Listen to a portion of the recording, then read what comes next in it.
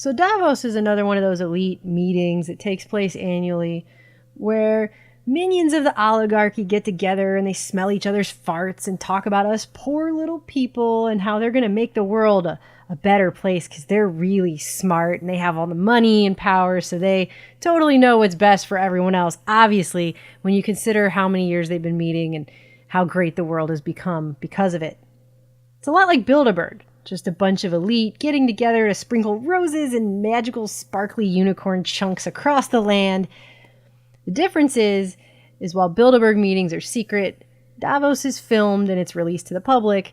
So when they talk about us and them, which is prevalent in every single thing they do, they have to be a little bit more polite about it. So this is called What If Your Brain Confesses? And what the social effects might be as scientists begin to work more with lawyers using technologies like brain mapping, different ways of scanning the brain and incorporating those into trials, into the legal system, and having this influence basically how social justice is parceled out. They're talking about the next generation of technology that's going to basically be used against the public. We're talking about some real Minority Report level Orwellian nightmare stuff here. You know, the brain is a spatiotemporal device, right? It's a blob of meat that computes. I think you guys need to hear this because this is the kind of stuff that they're talking about and the way they're talking about it. There's a huge government program now to increase measurement technology for neuroscience. As it helps basic research and we can measure the brain better, that will have applications in brain decoding and interpretation of brain function that will be applicable to the law. And this lady, Faruhar or whatever her name is, she just giggles and laughs the whole time like she's half drunk. Maybe she is, I don't know. But she just thinks this is hilarious. So I've really cut her down a lot because I already had to watch it twice to do this edit. And I pretty much can't stand her voice at all now. They're talking about how they can decode your brain.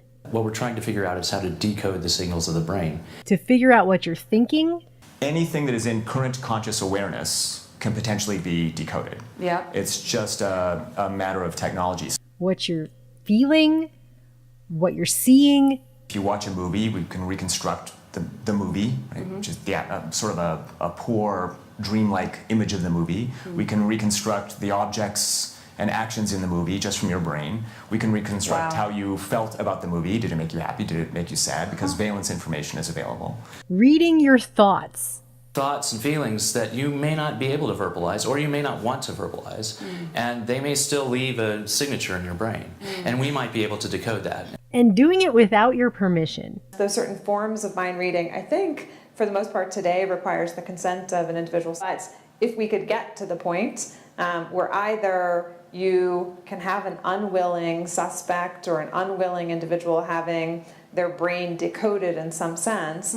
Legal systems don't bake in any presumption that we can do that, and so there's no legal protections that could be afforded to you. And so if you look nationally, internationally, at whether or not there are any human rights, if there's any constitutional protections for something like freedom of thought or mental privacy or cognitive liberty, nothing like that exists yet. Decoding your internal speech. We can build models of various aspects of language, phonetics and syntax and semantics, and then once you have those models, you can actually decode language. Now, of course, the obvious application of that is decoding internal speech. And once you decode internal speech, then you essentially have, the sort of worst possible brain decoding device, or best possible, depending on your view. Certainly the most controversial brain decoding device, right? Depends on your point of view. It'll be so much fun when we decode everyone's internal speech. Do you see what I'm saying? Look how they're laughing about this like it's just the most hilarious thing ever. This is the kind of stuff that the bad guy in Inspector Gadget sits in the big leather chair and strokes a white cat giggling about at night. I'll get you next time, Gadget. Next time. And they're in there having a nice chat about it like it's just going to be so great when we live in a world where this is the kind of technology they're using against people. And that the legal system has no protections for you. We have the privilege against self-incrimination, but that's the spoken words that you speak against yourself. This isn't so far-fetched. There were a few cases that were highly publicized out of India, where a different type of technology was used, where a person's brain essentially was queried, they remained silent, and the responses that their brain provided were used against them for the purposes of criminal conviction. Which apparently they've already set the precedent for doing. And also they laugh it up about how basically the plebs are all such idiots that we can't wait to give up our privacy, like it doesn't exist, to wear thought-reading helmets. And, personally, I think it's just a matter of time before there will be a portable brain decoding technology that decodes language as fast as you can type with your thumbs on your cell phone. Wow. And everyone will wear them because people have shown that they're quite willing to give up privacy for convenience. And then that, I think, brings up a lot of really interesting and scary ethical and privacy and some issues. good ones. They always talk about the ethical implications of this kind of technology and how it raises all these questions. And then they just go ahead and do whatever it is anyway. And look what he refers to it as. It's basically sort of the universal brain-machine interface or universal brain-computer interface. How far away is that? Well, there's two stages to that. So the minimum would be, for a prototype, something like 10 years. In the next decade, he's saying this is how it's going to be. Can you imagine, for just a moment, take it in, okay? The NSA already spies on all of your communications now. What's going to happen when everyone's stumbling around like the residents of Bikini Bottom in the SpongeBob movie with the bucket helmets on, wearing these thought-decoding, mind-reading devices? I think the technology already is there, Yeah. not to steal the thoughts from a person's brain, but to enable us to start to decode information in the brain. And so I think we have to think about whether or not the brain is some special place of privacy. Is there some freedom of thought and not just freedom of speech that we need to be actively protecting? Do we really need to think about that?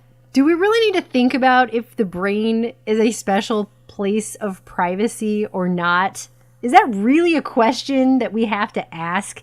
And if that's not enough for you guys, if that doesn't do it for you, they've been doing research openly since the 70s, but of course during MK Ultra much earlier, on implanting false memories in people. Elizabeth Loftus, who's done some really fascinating work looking at planting false memories, where she successfully, in a number of her experiments, has planted false memories, including people believing that they've been at Disney World with characters who are not Disney characters.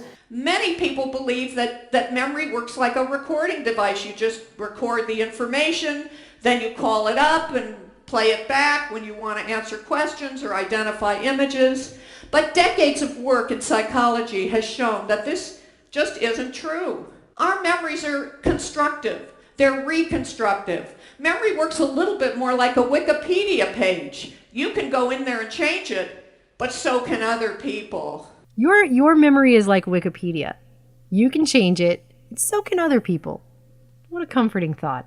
Not only can we put information in without blowing up your brain, we can put it in and then you can believe it so sincerely that the problem is you can testify to that effect. And now you're asked to testify as an eyewitness, and you're so convicted about having seen that person commit the crime, even though that person's utterly innocent, that it becomes a planted memory. And so there's some really interesting research that we can plant false memories in the brain.